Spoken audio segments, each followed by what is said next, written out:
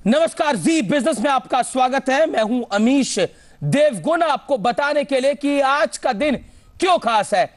10 साल में सबसे कम ग्रोथ, आपका इस पर क्या असर होगा, इस बड़ी बहस में हम इसकी बात करेंगे। लेकिन देश की अर्थव्यवस्था की हालत पस्त है, इसके पुख्ता सबूत कैसे मिले आपको बताते हैं। देश की तरक्की की रफ्तार पिछले 10 साल में सबसे कम हो गई है। चौथी तिमाही में जीडीपी आंकड़ों में थोड़ा सुधार आया, लेकिन इसके बावजूद पूरे साल के लिए ग्रोथ रेट 5% ही रह गई।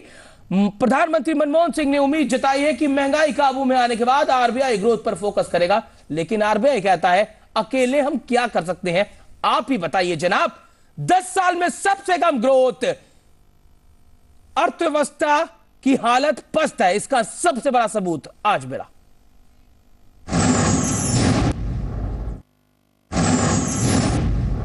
घोटालों और अर्थव्यवस्था के खराब मैनेजमेंट के आरोप झेल रही सरकार को जीडीपी आंकड़ों ने जबरदस्त झटका दिया है। सरकार चुनाव की तैयारी कर रही है और 10 साल में सबसे कम ग्रोथ के आंकड़े उसकी मुश्किलें बढ़ा सकते हैं। चौथी तिमाही में जीडीपी ग्रोथ पिछले साल के 5.1% के मुकाबले 4.8% पहुंच गई है। पूरे साल के लिए ग्रोथ रेट 5% दर्ज हुई है। To predict 6% growth for the current year, it's not actually impossible because, there have been situations in the past where the economy has rebounded 1.5 percentage points. We are talking about over 6% in this financial year. You're talking about quarters, I'm talking about yearly. All right? We will achieve 6%. हालांकि growth को रफ्तार देने वाले अलग अलग sectors का प्रदर्शन उतना खराब नहीं रहा है। यही वजह है कि इकोनॉमी के पटरी पर लौटने की उम्मीद बरकरार है। पूरे साल के लिए कृषि विकास दर 1.9% रही, जबकि इंडस्ट्री की रीढ़ कहे जाने वाले मैन्युफैक्चरिंग सेक्टर की ग्रोथ घटकर 1% पर आ गई है। पिछले साल के मुकाबले माइनिंग सेक्टर की ग्रोथ में कोई बदलाव नहीं हुआ है। पिछले साल के मुकाबले इंडस्ट्री, सर्विसेज और कंस्ट्रक्शन क्षेत्र की रफ्तार भी धीमी हो गई है। जानकार मानते हैं कि रिकवरी के संकेत अभी मजबूत नहीं है। मैं समझता हूं कि इन्वेस्टमेंट करने के लिए कुछ ट्रस्ट चाहिए। इकोनॉमी में ट्रस्ट डेफिसिट है।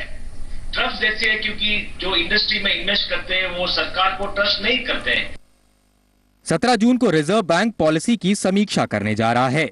धीमी ग्रोथ रेट को देखते हुए आरबीआई पर ब्याज दरें घटाकर ग्रोथ को सपोर्ट करने का दबाव रहेगा। ब्यूरो रिपोर्ट, जी मीडिया। तो कुल मिलाकर 10 साल में सबसे कम ग्रोथ और सरकार कहीं ना कहीं बैकफुट पे है इस पूरे मामले को लेकर। और आखिरकार इसका आप लोगों पर क्या असर होगा? आखिरकार ये एक जीडीपी की जो बात होती है, आप कहते हैं इकोनॉमी के बड़े बड़े शब्द है, लेकिन इसका आपकी ग्रोथ पर क्या असर होगा, आपकी डेवलपमेंट पे क्या असर होगा और क्या असर हो सकता है आपके बिजनेसेस पर, उसकी हम आज बात करेंगे। हमारे साथ बातचीत करने के लिए परंजय गुआ ठाकुर है, सीनियर जर्नलिस्ट, पॉलिटिकल और इकोनॉमी दोनों कवर करते हैं। कैप्टन अभिमन्यु हमारे साथ जुड़ रहे हैं, भारतीय जनता पार्टी के प्रवक्ता। हमारे साथ रमेश शूरी हैं, जो कि 6 महीने सुब्रोस के हमारे साथ जुड़ रही हैं। अमीशा वोरा, जॉइंट एमडी प्रभुदास से लीलाधर की हमारे साथ है। हमारे साथ सुमित महेश्वरी इस समय जुड़ रहे हैं, एमडी सीईओ एलएनटी के। हमारे साथ टीसी आनंद साहब हैं, चीफ स्टैटिस्टिशियन भारत के, तो उनसे भी हम बात करेंगे। आनंद साहब से ही शुरुआत करते हैं इस प्रोग्राम की, क्योंकि ये आंकड़े आनंद साहब ही देते हैं। टीसी आनंद, पहला सवाल, पिछले कुछ समय से ग्रोथ की रफ्तार में काफी कमी आई है। क्या आपको लगता है कि तेज रफ्तार ग्रोथ का दौर खत्म हो गया है और भारत एक बड़े बैकफुट पे है? टीसी आनंद, क्विक रिएक्शन। पिछले 6 महीनों से 2 क्वार्टर्स में ये कम होने का प्रोसेस खत्म हो गया और ग्रोथ रेट ने अपना लेवल मेंटेन करते हुए थोड़ा सा इंप्रूवमेंट दिखाया है लास्ट तिमाही में।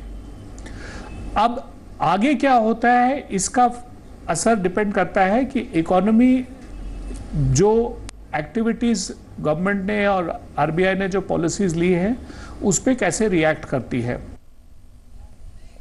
जी चलिए, हमारे साथ रमेश शूरी जी भी बने हुए हैं, चेयरमैन सुब्रोस के, और साथ ही हमारे साथ कई और बड़ा पैनल बना हुआ है इस पर बातचीत करने के लिए। कुल मिलाकर इंडस्ट्री जो चाहती है वो चाहती है ग्रोथ, लेकिन ग्रोथ हो नहीं रही और इंडस्ट्री पर सिर्फ असर नहीं कर रही, वो असर कर रही है बाकी कई लोगों पर भी। सुमित महेश्वरी हमारे साथ एमडी सीईओ एलएनटी के मौजूद है। सुमित, आपके पास आना चाहूंगा मैं। बड़ा सीधा सवाल है, जीडीपी के आंकड़े कभी 8% का लेवल भी देखा है, अब ये गिरकर 5% तक आ गए हैं। क्या आपको लगता है इंडिया की ग्रोथ स्टोरी जिसकी हम बात करते रहते हैं, it has gone? Straight question. Durables के सेल्स थोड़े से कम हो रहे हैं, कार के सेल्स कम हो रहे हैं। दीज आर जो लास्ट इफेक्ट्स जो होते हैं कंज्यूमर के, वो अब हमको देखने को आने लगे हैं। तो जो मंदी चल रही थी उसका अब पूरी तरह इफेक्ट जो है हमको देखने को आ रहा है इकोनॉमी में। हमारे साथ बीजेपी के कैप्टन अभिमन्यु भी हैं।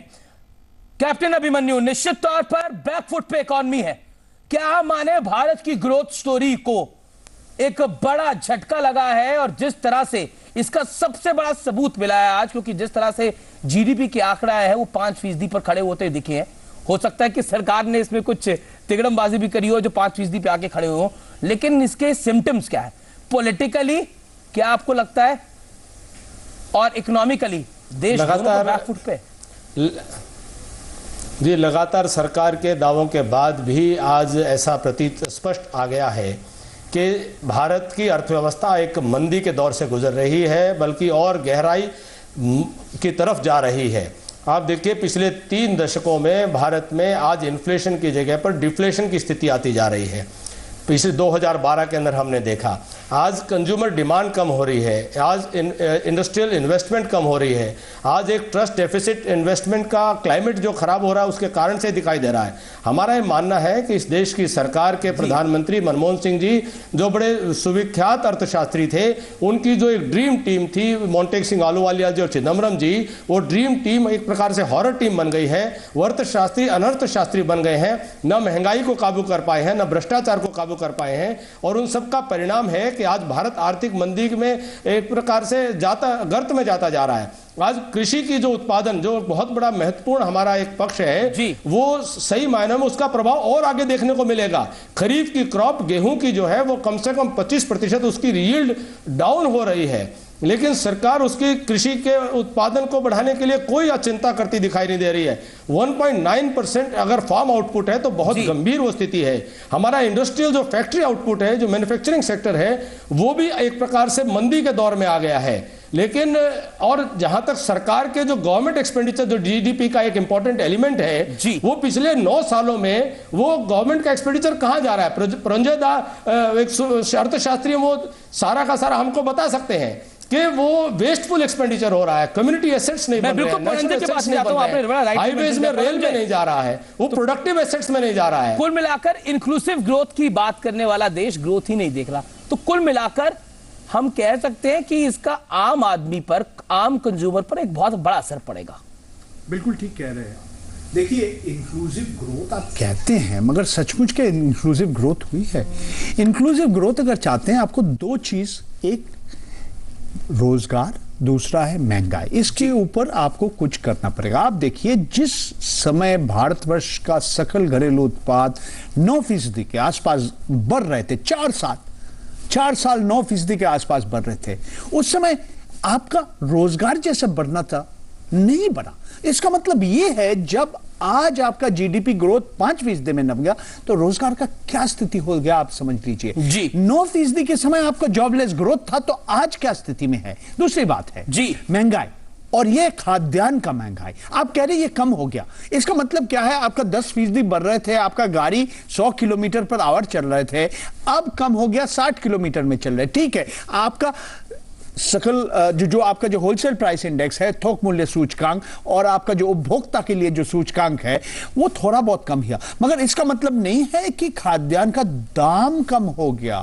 तो आप देखिए, इंक्लूसिव ग्रोथ आप जितना भी कहिए, सचमुच आपका इंक्लूसिव ग्रोथ नहीं हुआ। और जो भारतीय रिजर्व बैंक का जो गवर्नर सुब्बा राव जी, जो उसका डर था, वो अभी हो गया। आपका डीजल का कीमत भी बढ़ गया।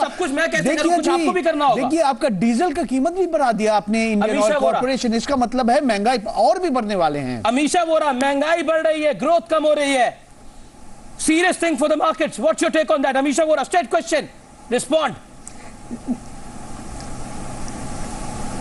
See, don't forget that our growth is also linked to global growth. While of course a part of the growth slowdown is linked to our inefficient administration and our internal problems, a good part is also linked to what is happening globally. It's not only Abhishek, India is counter slowing question down. to this, a counter China question is to this. slowing down. Europe is in Philippines deep grow कर रहा है, recession, and Germany US grow is कर also. पा रहा है, लेकिन भारत की ये स्थिति क्यों है? हम 5% पे आ गए। हम तो ग्रोथ की, आप इंक्लूसिव ग्रोथ की बात तो छोड़ो, हमारी तो ग्रोथ ही नहीं हो रही, हम बैक फुट पे आ गए हैं। That's my question. अमीषा, जवाब। बैकफुट पे आ गए हैं, तो उसी का मैं जवाब दे रही हूं कि part of it is definitely linked to the facts that some of the basic infrastructure industries are in complete question mark. उनको जो भी इनपुट चाहिए, लैंड चाहिए, देयर इज प्रॉब्लम, माइनिंग चाहिए, देयर इज प्रॉब्लम, पावर चाहिए, there is problem, capital चाहिए which is high interest cost, permission चाहिए, time पे नहीं है। So we have some of the problems are self created, but the rest of the problems are also being faced because global economy is going through a slowdown. जी, हमारे साथ रमेश शूरी हैं, जो कि कहीं ना कहीं देश की मैन्युफैक्चरिंग सेक्टर में उनकी कंपनी का बड़ा योगदान है, सुब्रोस के चेयरमैन है।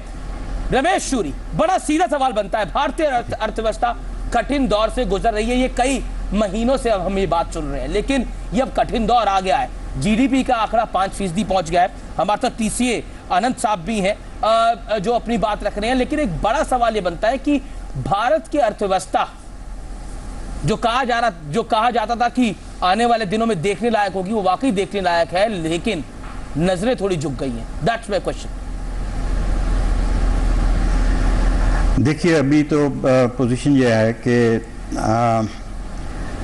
अपॉर्चुनिटी बहुत भारी है हिंदुस्तान में काम की, और यहाँ पे जनता भी काम करने को बहुत तैयार है, लेकिन एक बड़ा भारी अड़चन जो आ रही है कि बजट में अच्छी प्रपोजल दी गई, उनको आगे इम्प्लीमेंटेशन करने के लिए, चाहे वो इंफ्रास्ट्रक्चर है, रोड्स हैं, हाउसिंग है और पावर है, माइनिंग है, लेकिन उसकी इम्प्लीमेंटेशन का प्रोसेस जो है बहुत स्लो है। जितनी रमेश शूरी, मेरा आपसे अगला सवाल जो है वो ये है कि भारत के अंदर लोगों की नौकरियां जा रही हैं, जो इंक्रीमेंट्स होने चाहिए वो नहीं हो रही, ये बड़ी समस्या है। जॉब ग्रोथ हो नहीं रहा, जो जॉब ग्रोथ हो रहा है उसमें जो बड़ी संख्या है वो गार्ड्स की है, लिफ्टमैन्स की है, तो ये बड़ी प्रॉब्लम है कंट्री के लिए। तो प्रॉब्लम तो यही है कि इसकी इम्प्लीमेंटेशन फास्ट करनी चाहिए। अगर ये इम्प्लीमेंटेशन फास्ट हो जाए, जो आप कह रहे हैं, उसमें नौकरी भी मिलनी शुरू हो जाएंगी और बाकी रोजगार जो कनेक्टेड हैं इंफ्रास्ट्रक्चर के, वो भी चलने शुरू हो जाएंगे, ट्रांसपोर्ट भी शुरू हो जाएगी। आप देखिए, इसके अलावा अब रुपी इज गेटिंग वीकर ऑल्सो ना, उसको देखने के लिए आगे कैसे किया जाए, क्योंकि हर एक जो भी बिजनेस है उसमें कुछ ना कुछ इंपोर्ट इन्वॉल्व है, और इंपोर्ट भी अभी because of the rupee becoming weaker, उसमें और इंपोर्ट भी महंगी होनी जा रही है, ऑयल प्राइसेस भी बढ़ जाएंगी अभी। तो ये चीजें सब देखते हुए हमें अपना जो इम्प्लीमेंटेशन का प्रोसेस है उसको और तेजी से करना चाहिए, ताकि हम ये जो समस्या अभी आई हुई है, ये जो डी ग्रोथ नजर आ रही है, इसको हम जल्दी इसको ऊपर लेके आए। 10 साल में सबसे कम ग्रोथ, इसके आम आदमी के लिए मायने, जो अभी हमने बताया कि नौकरियां नहीं मिल रही हैं, अगर नौकरी है तो वो जा रही है, आपकी जो सैलरी रेज होना चाहिए वो नहीं हो रही, महंगाई उल्टा बढ़ती जा रही है, ये एक बड़ी समस्या है। और क्या हम माने आने वाले दिनों में ये माहौल और खराब होगा जिस तरफ हमारी इकॉनमी जा रही है? क्विक रिएक्शन टू मैं एक चीज अभी तक किसी ने नहीं कहा, जो अमीर और गरीब के बीच जो दुराई है, जो इकोनॉमिक इनइक्वालिटीज है, ये भी बढ़ रहा है। मैं एक उदाहरण देता हूं, 2012-13 में वित्त साल में पर कैपिटा इनकम, यानी कि अगर पूरा अगर सकल घरेलू उत्पाद हम हर व्यक्ति के अगर हम बांट देते हैं इसको, तो ये सिर्फ 3% बढ़ा। आपका जीडीपी 5% बढ़ा, मगर आपका पर कैपिटा इनकम 3% बढ़ा। इसका मतलब क्या है? अमीर और गरीब के बीच जो दुराई है ये बढ़ रहे हैं, और फिर भी आप इंक्लूसिव ग्रोथ के बाद बीजेपी के स्पोक्स पर्सन के पास चलते हैं। कैप्टन अभिमन्यु हमारे साथ मौजूद है। कैप्टन अभिमन्यु, क्या हम माने भारत की जो ग्रोथ स्टोरी की बात होती थी वो अब हम कह सकते हैं it is now getting hard to sell India story, और जो बात पुरंजे कर रही है बड़ी वाजिब है, अमीर और गरीब के बीच में जो खाई बढ़ रही है उसके क्या मायने होंगे? Straight question. देखिए, एक तो मैं बताऊंगा जो उन्होंने जॉब क्रिएशन की बात की कि एनडीए के शासनकाल में 4.5% जीडीपी 1998 के अंदर हमको मिली थी, जो 2004 तक आते आते 8.5% हुई। लेकिन उसके अंदर जो विशेष बात ये थी कि सेंटर जो सीएसओ के स्टैटिस्टिक्स के अनुसार 80 लाख रोजगार प्रति वर्ष तब सृजन हुआ था। लेकिन अब पिछले 9 वर्षों का एवरेज 5 लाख प्रति वर्ष का रोजगार सृजन है। तो एक अपने आप में इंक्लूसिव ग्रोथ की स्टोरी को रिस्पॉन्सिबल पॉलिटिकल पार्टी कम ग्रोथ की, मैं आपको ओपिनियन जाना चाहता हूं। मैं कैप्टन अभिमन्यु में कमी है सारी हमें पता है, लेकिन इसका क्या इंप्लीकेशन होगा, इस कम ग्रोथ रेट का क्या इंप्लीकेशन होगा, आपको क्या डर है? मैं वही उस पर आ रहा हूं कि जो आम उपभोक्ता है आज महंगाई की मार उस पर इतनी ज्यादा पड़ रही है और जिस लगातार उसके ऊपर नए नए तरीके से टैक्सेस लगा करके उसकी जेब में अब कुछ छोड़ा नहीं है। जो आज आप इन्फ्लेशन को घटता हुआ देख रहे हैं उसका मुख्य कारण है कि डिमांड खत्म हो गई है, उसके पास खरीदने को कुछ है ही नहीं। और जहां दूसरी तरफ इंडस्ट्रियल जो इन्वेस्टमेंट होनी चाहिए थी वो पॉलिसी पैरालिसिस की भेंट चढ़ गया है। आज आपके पावर प्लांट की कैपेसिटी बनी हुई है लेकिन उनके पास कोयला नहीं है। जब कोयला नहीं होगा तो बिजली नहीं बनेगी, बिजली नहीं बनेगी तो इसका कैस्केडिंग इफेक्ट होगा। मैं अमीशा बोरा बहुत सीधे तौर पर आपकी बात आना चाहूंगा, पैरालिसिस की कारण जिम्मेदारी है। मैं एक थॉट आपके पास से रखना चाहूंगा जो बड़ी इंपॉर्टेंट है, क्योंकि देश इस बात को जानना चाहेगा कि आखिरकार इसके क्या रिपरकशंस होंगे, ये ग्रोथ रेट कम होने के रिपरकशंस क्या होंगे शॉर्ट टर्म में। बड़ा सीधा सवाल आपसे जवाब।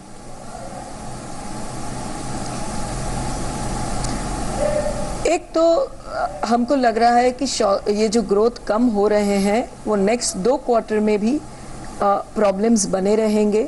इकोनॉमी को रिवाइव होने में टाइम लगेगा, बट हमको ये भी याद रखना चाहिए कि जो जनवरी टू मार्च क्वार्टर है उसमें फिस्कल डेफिसिट मेंटेन करने के लिए इतना जोर से गवर्नमेंट एक्सपेंसेस कम कर दिया था इन दैट लास्ट 3 months कि उसका भी गवर्नमेंट स्पेंडिंग पे बहुत बड़ा इम्पैक्ट है।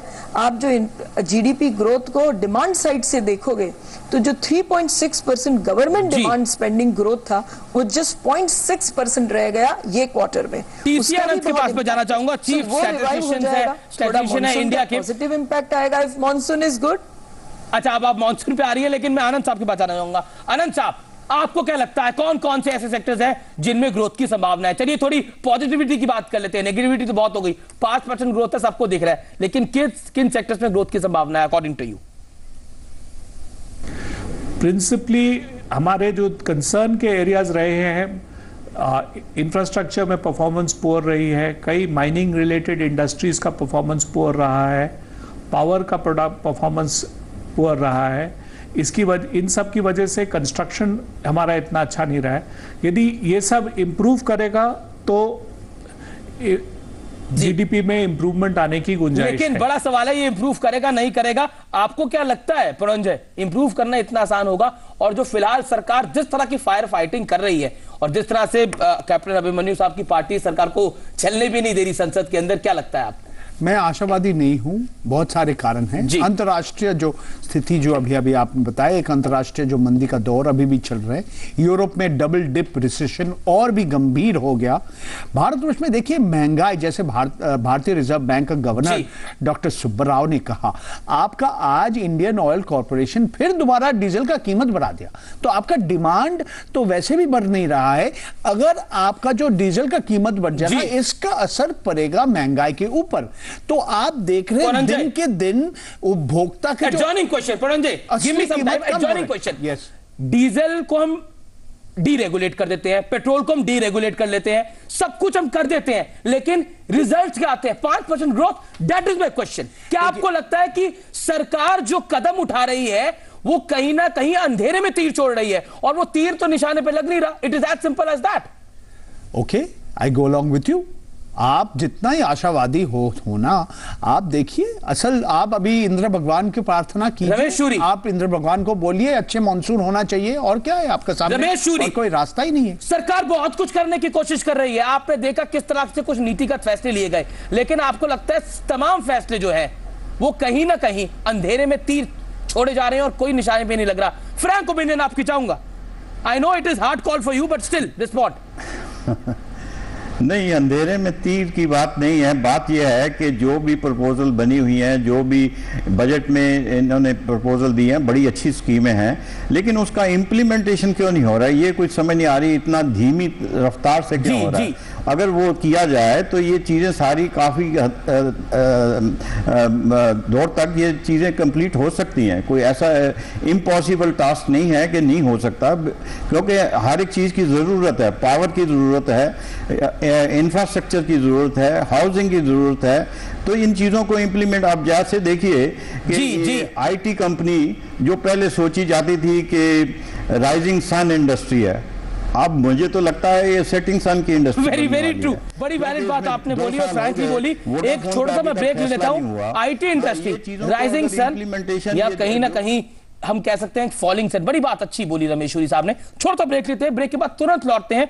10 साल में सबसे कम ग्रोथ, आप पर क्या असर हो रहा है, हम आपको वो समझाने की कोशिश कर रहे हैं। ये कोई बड़ी इकोनॉमी की बात नहीं है, ये बात है आपकी और हमारी ग्रोथ की। ब्रेक के बाद इस पर बड़ी चर्चा, बड़ी बहस जी बिजनेस के बड़े पैनल के साथ लगातार जारी है।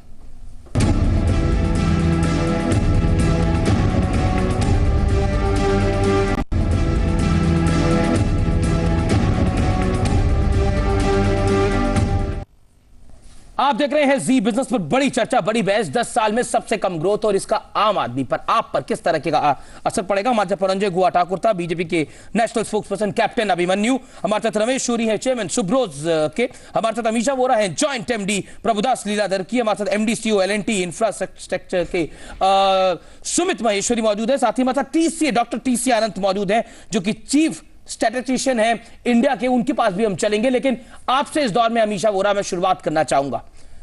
भारत की हम ग्रोथ स्टोरी की बात करते हैं, लेकिन सरकार जिस तरह के कदम उठा रही है और जिस तरह से के कदम उठाती रही है, चिदम्बरम साहब कह रहे थे कि हम बिल्कुल रिफॉर्म्स प्री पर हैं, और थी भी सरकार, लेकिन रिजल्ट्स तो उतने अच्छे नहीं।